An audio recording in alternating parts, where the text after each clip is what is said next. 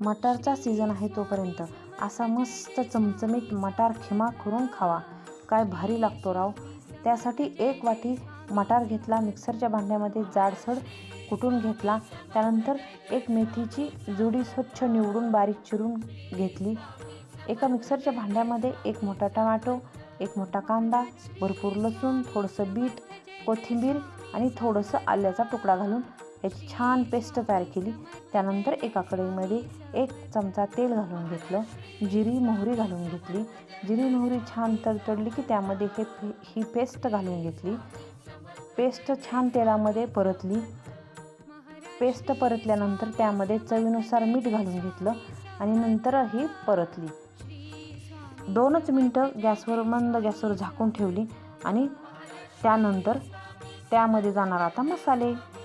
अर्धा चमचा हळद पावडर, 1 चमचा लाल मिरची पावडर, गरम मसाला, धने पावडर, कसुरी मेथी हे सर्व मसाले घालून घेतले आणि चांगल्या प्रकारे परतले.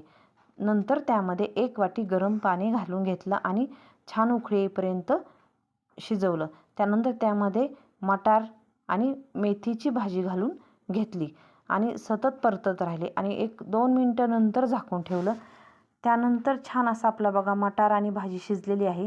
त्यामध्ये वरून तळलेले काजू घालून घेतले आणि 1 मोठा चमचा मलाई घातली.